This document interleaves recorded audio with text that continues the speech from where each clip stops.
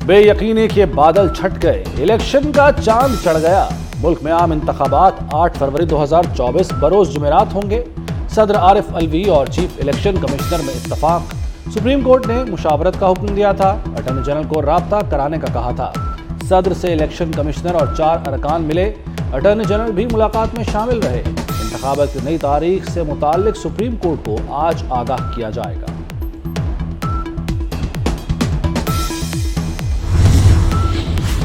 ایک مرتبہ الیکشن کا اعلان ہو جائے تو یہ پتھر پر لکیر ہوگی، چیف جسٹس پاکستان نے واضح کر دیا۔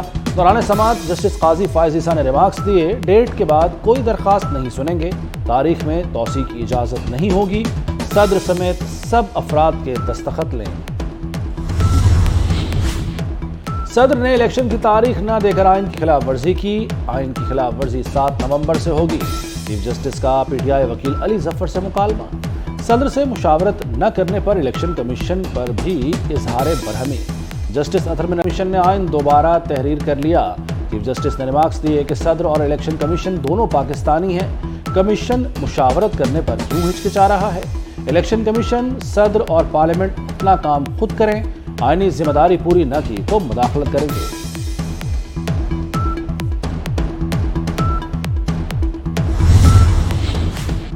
قائد نون لیگ نواز شریف سے شہباز شریف کی ملاقات، سیاسی صورتحال، پارٹی ٹکٹ کی تقسیم، منشور کمیٹی اور پارٹی بیانیے پر گفتگو، اتحادیوں کے تحفظات دور کرنے پر بھی مشاورت۔ مریم نواز اور سلمان شہباز بھی ملاقات میں موجود تھے۔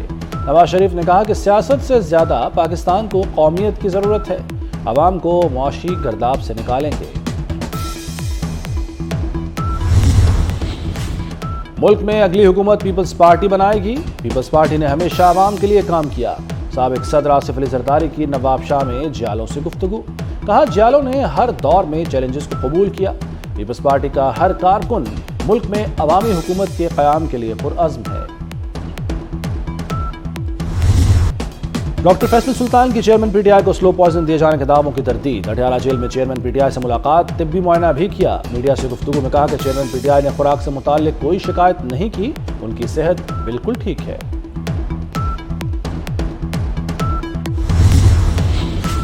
کراچی میں جے یو آئی کا مارچ، مولانا فضل الرحمان کا خطاب، کہا اسرائیل غزہ میں جنگی جرائم کا مرتکب ہو رہا ہے، اسرائیل کے خلاف آواز اٹھانے والوں کو دہشت گرد قرار دیا جا رہا ہے، فلسطینی عوام کے ساتھ یکجہتی کا اظہار کرتے ہیں۔ اسرائیل کا جبالیہ کیمپ پر 3 دن میں تیسرا حملہ، عمارتوں سے زخمی اور لاشیں نکالنے کی بھی مہلت نہ دی، امدادی کارکنوں اور ایمبولینسوں پر بھی بم برسا دیے۔ حملوں میں 200 فلسطینی شہید، 700 زخمی ہوئے۔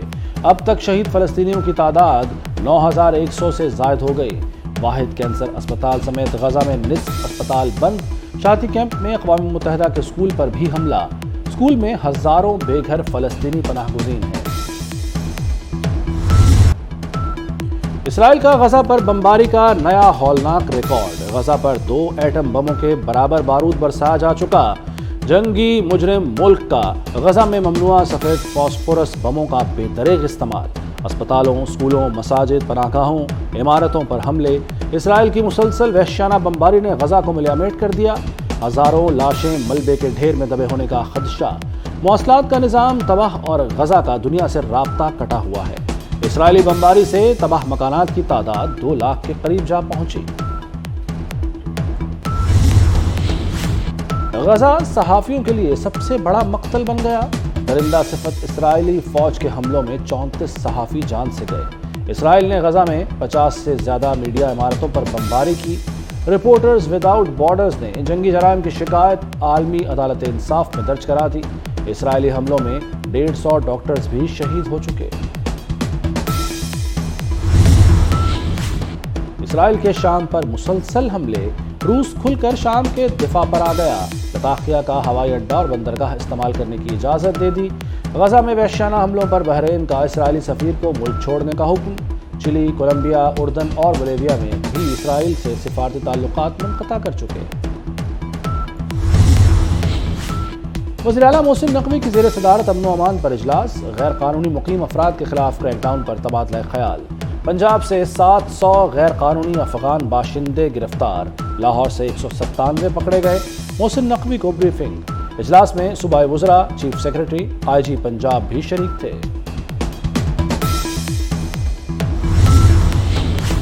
पाकिस्तान और IMF के दरमियान मुज़ाकरात। वज़ीर ख़ज़ाना डॉक्टर शमशाद अख्तर ने पाकिस्तानी मुआशी टीम की सरबराही की। मुज़ाकरात में मुल्की मुआशी सूरत हाल पर तफसीली ब्रीफिंग दी गई। IMF मिशन सरबराह की समाही अहदाफ हासिल करने पर हुकूमत की तारीफ। मुआशी इस्लाहात के एजेंडे पर अमल दरामद को भी सराहा।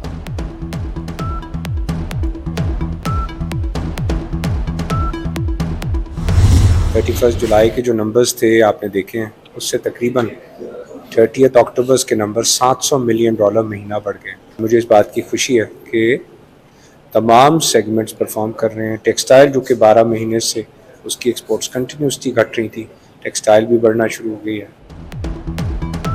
वज़ीर तिजारत और सनअत गौहर एजाज का कहना है कि मुल्की बरामदात को $3 अरब माहाना तक ले जाने का हदफ है। 5 माह में बरामदात में $2 अरब का इजाफा करेंगे। नॉन टेक्सटाइल एक्सपोर्ट तारीख में पहली बार बढ़ रही है। ज़राई शोबे की बरामदात भी बढ़ रही हैं।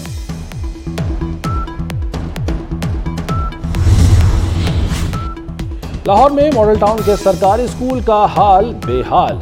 कमरा जमात से फर्नीचर गायब। वज़ीर आला अचानक दौरे के दौरान बरहम। खराब वाइट बोर्ड, पंखे बंद, रोशनी भी इंतहाई कम। ऐसे में कैसे पढ़ लेते हो?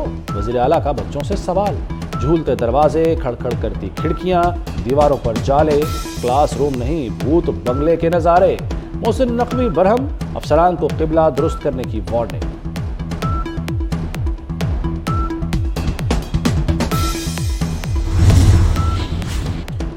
मोहसिन नकवी का अवामी अंदाज। तुम्हारी टाई क्यों ठीक नहीं? वज़ीर आला ने तालिब इल्म की टाई दुरुस्त की। अच्छा ये बताओ, स्मोक किसे कहते हैं, क्या नुकसानात हैं?